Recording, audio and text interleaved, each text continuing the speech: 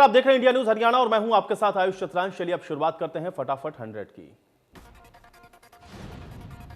दिल्ली की सीमाओं पर जारी किसानों के आंदोलन का 26वां दिन। कृषि कानून के खिलाफ किसानों के आंदोलन ने अब रफ्तार पकड़ी। करीब 1 दर्जन किसान नेता भूख हड़ताल पर बैठे हैं। यह प्रक्रिया हर रोज रोटेशन के आधार पर चलेगी।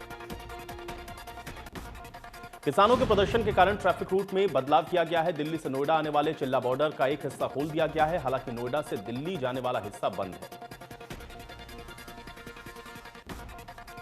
टीकरी धनसा बॉर्डर पूरी तरह से बंद है। झाटीकारा बॉर्डर सिर्फ 2 व्हीलर के लिए खोला गया है। सिंधु मंगेश पियाऊ मनियारी बॉर्डर पूरी तरह से बंद है। किसानों ने अपने आंदोलन की आवाज को तेज करने के लिए सोशल मीडिया का भी सहारा लिया है, लेकिन रविवार को फेसबुक ने किसानों के पेज को बंद कर दिया। इस पर काफी विवाद हुआ तो फेसबुक ने पेज को फिर से सही किया। आंदोलन के बीच सरकार ने फिर किसानों से बातचीत की पहल। कृषि मंत्रालय ने किसान संगठन को एक चिट्ठी लिखी जिसमें सरकार की ओर से बातचीत की मंशा जाहिर की गई। चिट्ठी में सरकार ने किसान संगठन को लिखा है कि बातचीत कब करनी है यह किसान तय कर सकते हैं। बता दें कि अब तक किसान सरकार में 6 दौर की बातचीत फेल रही है। किसानों ने सरकार के खिलाफ फिर से हुंकार भरी है। पीएम मोदी के मन की बात के दौरान थाली पीट कर करेंगे विरोध। 25 से 27 दिसंबर तक हरियाणा के किसान नाकों पर नहीं देंगे टोल। भारतीय किसान यूनियन हरियाणा के प्रदेश अध्यक्ष गुरनाम सिंह चंडूनी ने भी अब आंदोलन को और तेज करने का ऐलान किया है। उन्होंने कहा है कि दूसरे प्रदेश के किसानों को कृषि कानून के नुकसान बताकर उनको भी जागरूक किया जाएगा।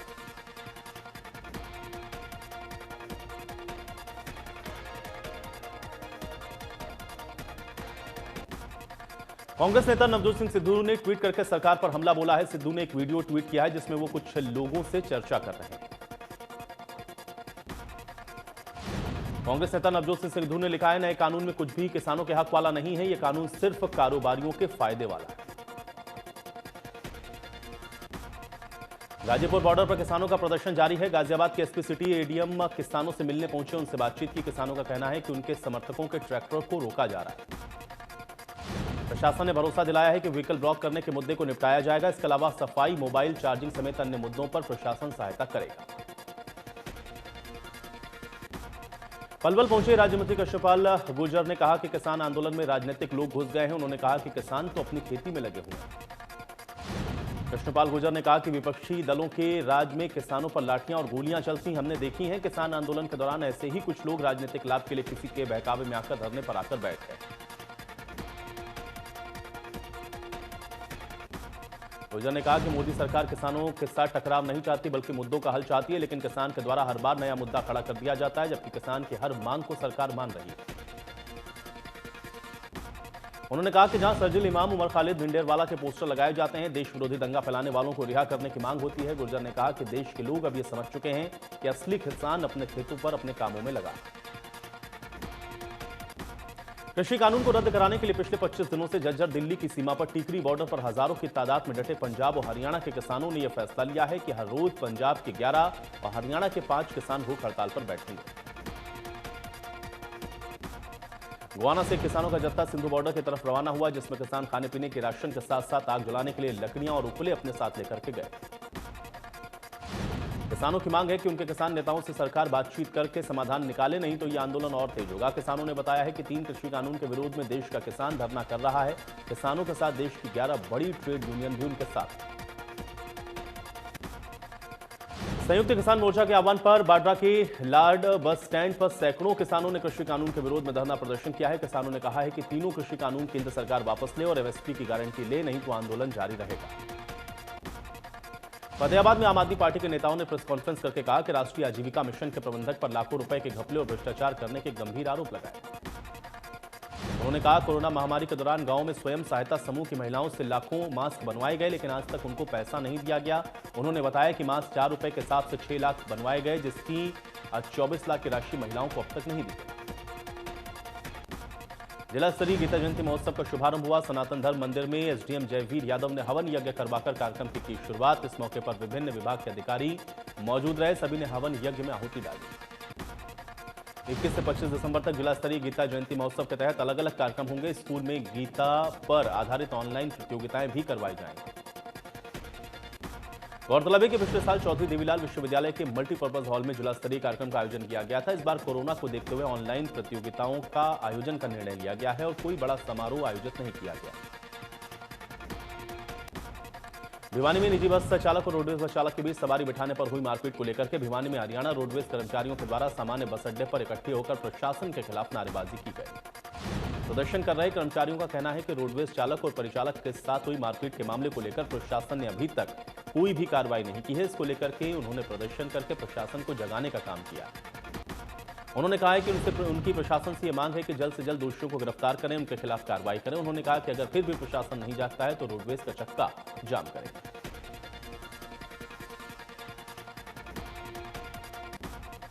कांग्रेस के वरिष्ठ नेता मोतीलाल वोरा के 93 साल में निधन हो गया। खराब सेहत की वजह से मोतीलाल वोरा को एस्कॉर्ट हॉस्पिटल में भर्ती करवाया गया। हिमाचल प्रदेश के मुख्यमंत्री जयराम ठाकुर ने अंतर्राष्ट्रीय गीता महोत्सव में शिरकत करने के लिए कुरुक्षेत्र पहुंचे। उनके साथ शिक्षा मंत्री हरियाणा कंवरपाल गुर्जर और सांसद नायब सैनी मौजूद रहे। इस दौरान हिमाचल के सीएम जयराम ठाकुर ने कहा कि विश्व में है गीता का नाम का, हम गीता का सम्मान करते हैं। मेरे लिए सौभाग्य की बात है कि मैं धर्मनगरी कुरुक्षेत्र आया हूं, जहां पूरे विश्व को गीता का संदेश दिया गया। हिमाचल प्रदेश में भी गीता महोत्सव को लेकर के सीएम जयराम ठाकुर ने कहा कि हिमाचल प्रदेश सरकार भी विचार करेगी कि किस तरह से अंतर्राष्ट्रीय गीता जयंती का पर्व मनाया जाए।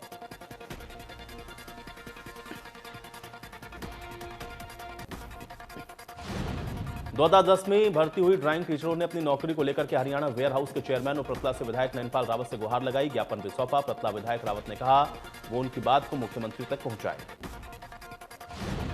कला अध्यापकों ने हरियाणा विधायक नैनपाल रावत के कार्यालय पर ज्ञापन सौंपकर गुहार लगाई, उन्हें उनके पद पर बनाए रखा जाए। इससे पहले कैबिनेट मंत्री मूलचंद शर्मा से भी मिल चुके हैं ड्राइंग टीचर। अंबाला निगम चुनाव में हरियाणा जनचेतना पार्टी को मिली मजबूती। अकाली दल के बाद मेयर पद के निर्दलीय उम्मीदवार ने भी दिया समर्थन। पूर्व केंद्रीय मंत्री विनोद शर्मा बोले, हर रोज दूसरी पार्टी छोड़कर शामिल हो रहे हैं नेता और कार्यकर्ता। वीना ढल ने कहा कि शक्ति रानी शर्मा अंबाला से मेयर पद की बेहतर उम्मीदवार हैं और विनोद शर्मा हमेशा से ही अंबाला की सेवा करते आए हैं। ऐसे में वो हरियाणा जनचेतना पार्टी वी को समर्थन दे रहे हैं। वीना ढल ने अंबाला निगम चुनाव में दावेदारी तो ठोकी थी, वो पीपल के पत्ते के निशान पर उम्मीदवार भी थे, लेकिन चुनावी माहौल और पूर्व केंद्रीय मंत्री विनोद शर्मा के काम को देखते हुए उन्होंने हरियाणा जनचेतना पार्टी वी को समर्थन देने का ऐलान किया। जब से हरियाणा जनचेतना पार्टी वी ने अंबाला निगम चुनाव लड़ने का ऐलान किया है, तब से लगभग हर रोज दूसरी पार्टी के नेता और कार्यकर्ता विनोद शर्मा के पास पहुंच रहे हैं और हरियाणा जनचेतना पार्टी वी का दामन थाम रहे हैं। पूर्व केंद्रीय मंत्री विनोद शर्मा ने वीना ढल का पार्टी में स्वागत किया और कहा कि सेवा के नाम पर वो चुनाव लड़ रहे हैं, जिसमें जनता भी पूरा समर्थन कर रही है। बीजेपी के दो पूर्व चेयरमैन हरियाणा जनचेतना पार्टी वी में शामिल हुए। नान्योल मंडी के पूर्व चेयरमैन अवतार सिंह और अंबाला मंडी के पूर्व चेयरमैन जनक राज ने हरियाणा जनचेतना पार्टी वी का दामन थामा। पूर्व केंद्रीय मंत्री विनोद शर्मा की मौजूदगी में दोनों नेताओं ने हरियाणा जनचेतना पार्टी वी की सदस्यता ली। इस दौरान दोनों नेताओं ने बीजेपी पर भ्रष्टाचार के आरोप भी लगाए। हरियाणा जनचेतना पार्टी वी ने अंबाला में नगर निगम चुनाव को लेकर के अपनी पूरी ताकत झोंक दी है। हरियाणा जनचेतना पार्टी के प्रत्याशियों को अंबाला वासियों का भारी जन समर्थन मिल रहा है। हरियाणा जनचेतना पार्टी वी की तरफ से मेयर पद की प्रत्याशी शक्ति रानी शर्मा लगातार लोगों के बीच जाकर प्रचार कर रही हैं। इसके साथ ही जन समस्याएं सुनकर उनके समाधान का विश्वास दिला रही हैं। शक्ति रानी शर्मा ने प्रजापति ब्रह्म कुमारी ईश्वरीय विश्वविद्यालय आश्रम पहुंचकर भी आशीर्वाद दिया। ब्रह्म कुमारी आश्रम की प्रमुख दीदी सरोज ने शक्ति रानी शर्मा को आशीर्वाद देते हुए कहा कि सबसे पहले कतार में लगकर अपना वोट डालूंगी। दीदी सरोज ने कहा कि आप शिव की शक्ति हैं, इसलिए आपकी जीत सुनिश्चित है। प्रजापति ब्रह्म कुमारी ईश्वरीय विश्वविद्यालय आश्रम पहुंचकर आशीर्वाद लेने के बाद हरियाणा जनचेतना पार्टी वी की मेयर प्रत्याशी शक्ति रानी शर्मा लगातार पार्टी प्रत्याशियों के पक्ष में प्रचार कर रही हैं। शक्ति रानी शर्मा लोगों से खुद के लिए भी समर्थन की अपील कर रही हैं। इसी कड़ी में शक्ति रानी शर्मा ने वार्ड नंबर 13 में डोर टू डोर प्रचार की शुरुआत की है। इस दौरान वार्ड नंबर 13 के लोगों ने शक्ति रानी शर्मा को भारी जन समर्थन की घोषणा की है। शक्ति रानी शर्मा ने भी लोगों को जीत के बाद समस्याओं के समाधान का भरोसा दिया। सोमवार को शक्ति रानी शर्मा अंबाला की नई अनाज मंडी पहुंची, जहां पर उन्होंने व्यापारियों के साथ मुलाकात की है। व्यापारियों ने भी शक्ति रानी शर्मा पर भरोसा जताया, भारी मतों से उन्हें जिताने की बात कही। शक्ति रानी शर्मा के लिए उनकी बहू ऐश्वर्या शर्मा और प्रीति शर्मा भी लगातार चुनाव प्रचार में जुटी हैं। सोमवार को प्रीति शर्मा वार्ड 10 पहुंची, अंबाला से मेयर पद की प्रत्याशी शक्ति रानी शर्मा के लिए वोट की अपील की।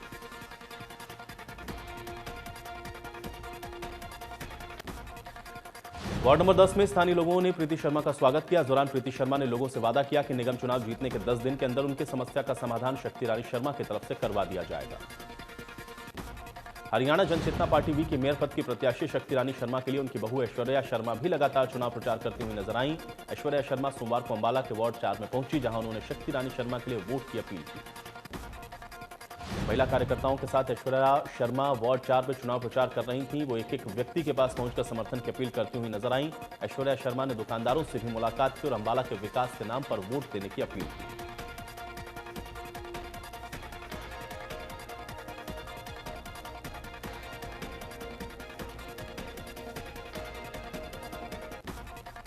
हरियाणा जनचेतना पार्टी का चुनाव प्रचार जोर शोर से जारी है। इसको लेकर के कार्तिकेय शर्मा ने वार्ड नंबर 7 में प्रचार किया। उन्होंने अपनी माताजी शक्ति रानी शर्मा के लिए लोगों से वोट की अपील की। सिंधु बॉर्डर पर आत्महत्या की कोशिश करने वाले किसान को पीजीआई रोहतक में लाया गया है। फिलहाल किसान की हालत में सुधार है। 3 कृषि काले कानून से दुखी होकर के धरने पर बैठे किसान ने जहर खाकर के जान देने की कोशिश की थी। किसान के जहर खाने से पहले उसने कहा, जान देने के बाद सरकार तक किसानों की आवाज पहुंच जाएगी। करनाल में करोड़ों रुपए के चावल घोटाले के साथ पहली बार बड़ी कार्रवाई करने की तैयारी की गई है। सीएमआर का चावल नहीं लौटाने वाले 16 राइस मिलों की कुर्की के ऑर्डर निकाले गए। मिलर सरकार का करीब 60 करोड़ 48,58,000 रुपए का चावल डकार गए हैं। इनसे रिकवरी नहीं होने के चलते प्रशासन की तरफ से इनकी प्रॉपर्टी बेचकर राशि पूरी करने की कार्रवाई की जाएगी। जिले में 34 डिफॉल्टर राइस मिलर्स में से 32 राइस मिलर्स की प्रॉपर्टी अटैच करवाई जा चुकी है। जिले में 34 राइस मिलर पर लगभग 200 करोड़ रुपए का बकाया खड़ा है। इनमें से 16 राइस मिलों की कुर्की के ऑर्डर निकाल दिए गए।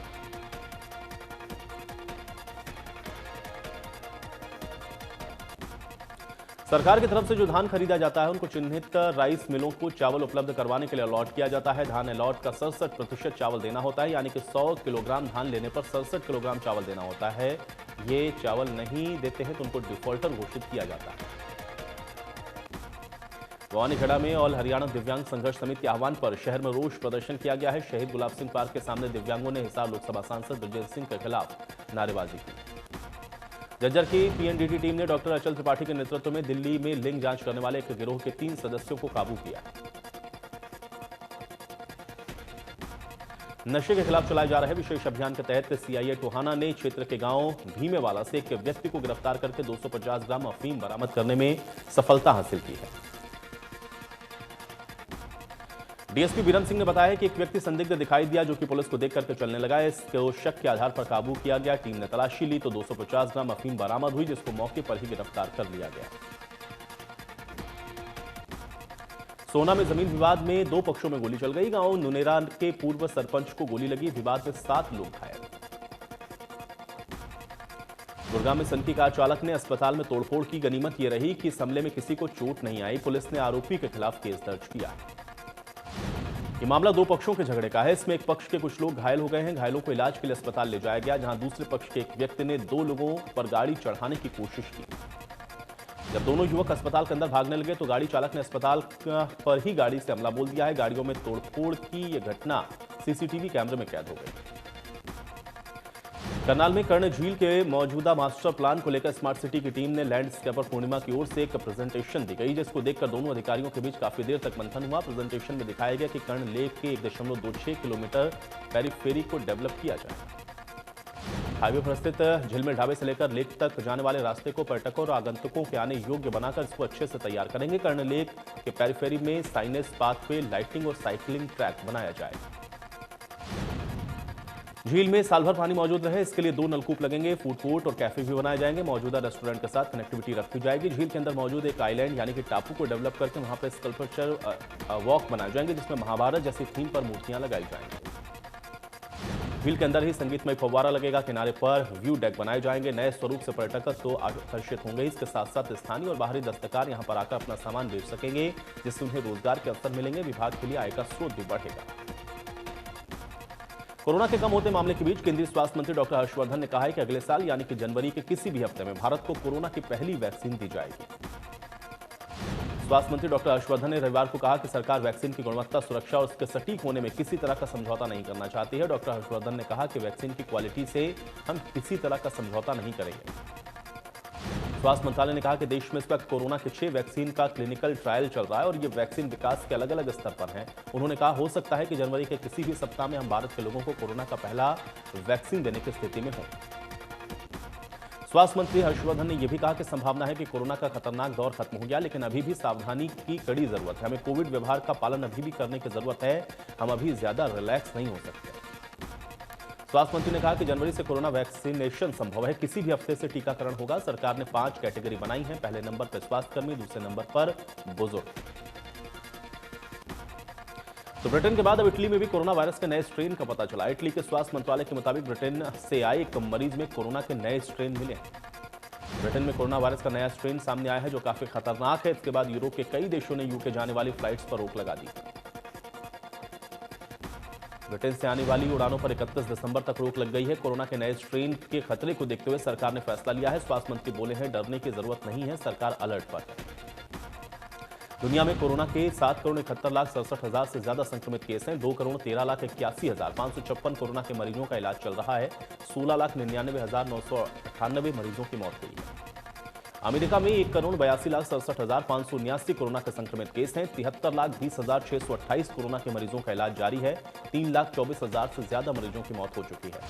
देश में 24,589 नए कोरोना के केस हैं। 3 लाख से ज्यादा कोरोना के एक्टिव मरीज हैं। 24 घंटे में 330 मरीजों की मौत हुई है। 25,000 से ज्यादा रिकवर हुए हैं।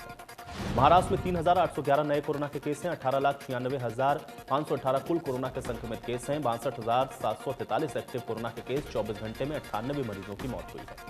कर्नाटक में 1,194 नए कोरोना के केस हैं। 9 लाख से ज्यादा कुल कोरोना के संक्रमित केस हैं। 14,497 मरीजों का इलाज जारी है। 24 घंटे में 5 मरीजों ने दम तोड़ दिया है। आंध्र प्रदेश में 438 नए कोरोना के संक्रमित केस हैं। 8,78,723 कुल कोरोना के संक्रमित केस हैं। 4,000 से ज्यादा कोरोना के मरीजों का इलाज जारी है। एक दिन में कोरोना से 2 मरीजों की मौत हुई है।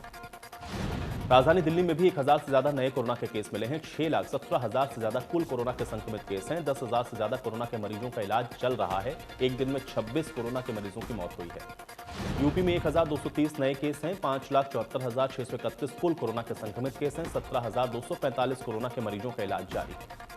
राजस्थान में 978 नए कोरोना के मरीज हैं। कुल 2,98,996 संक्रमित केस हैं। 12,422 कोरोना के मरीजों का इलाज चल रहा है। एक दिन में 9 मरीजों की मौत हुई है। हरियाणा में 577 नए कोरोना के मरीज सामने आए हैं। 2,57,644 कोरोना के केस हैं। 5,888 कोरोना के मरीजों का इलाज जारी है। एक दिन में 5 कोरोना के मरीजों की मौत हुई है।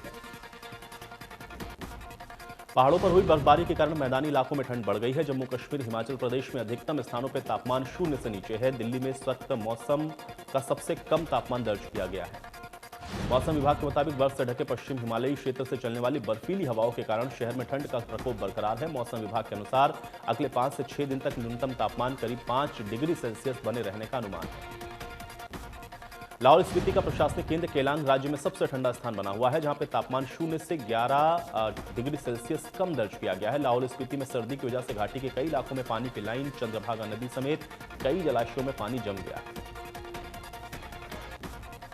रोहतांग में अटल टनल खुल जाने से लाहौल घाटी में विंटर टूरिज्म की संभावना बढ़ी। घाटी में शीतकालीन साहसिक खेलों की संभावनाओं को तलाश करने के लिए एक पर्वतारोहित विशेषज्ञ टीम आइस क्लाइंबिंग की संभावनाओं को तलाशने लाहौल घाटी पहुंची है। घाटी में आइस क्लाइंबिंग की जगह चिन्हित की गई है। इस दौरान उन्होंने कहा है कि आइस क्लाइंबिंग करके युवाओं को इस ओर प्रेरित कर रहे हैं। विशेषज्ञ मानते हैं कि आइस क्लाइंबिंग के जरिए लाहौल में ग्रामीण पर्यटन को संजीवनी मिलेगी।